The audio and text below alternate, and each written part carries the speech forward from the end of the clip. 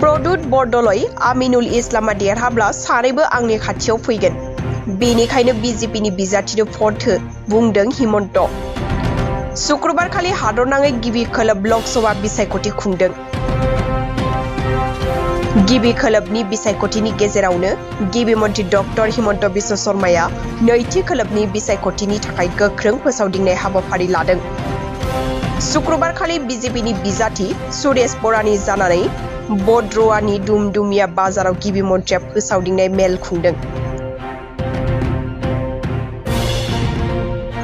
बबेखानि कंग्रेसनि बिजाथि प्रदुत बरदलया देरहायोब्ला दाननैनि उनावनो आंनि खाथियाव फैगोन आरो AIUDFनि बिजाथि आमिनुल इस्लामा देरहायोब्ला दानथामनि उनाव फैगोन।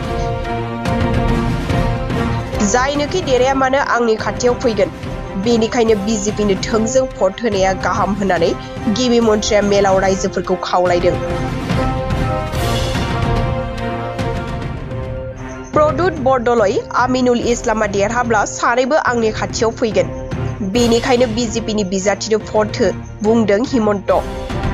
शुक्रबारखालि हादरनाङै गिबि खोलोब लोकसभा बिसायख'थि खुंदों। गिबि खोलोबनि बिसायख'थिनि गेजेरावनो गिबि मन्थ्रि डक्टर हिमन्त बिश्व शर्माया नैथि खोलोबनि बिसायख'थिनि थाखाय गोख्रों फोसावदिंनाय हाबाफारि लादों। शुक्रबारखालि बीजेपीनि बिजाथि सुरेश बरानि जानानै बड'द्र'वानि दुमदुमिया बाजाराव गिबि मन्थ्रिया फोसावदिंनाय मेल खुंदों।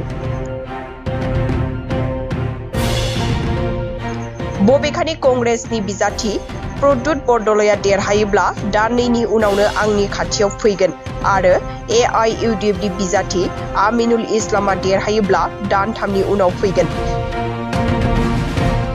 जायनोखि देरहाया मानो आंनि खाथियाव फैगोन। बेनिखायनो बीजेपीनो थोंजों भट होनाया गाहाम होननानै गिबि मन्थ्रिया मेलाव रायजोफोरखौ खावलायदों।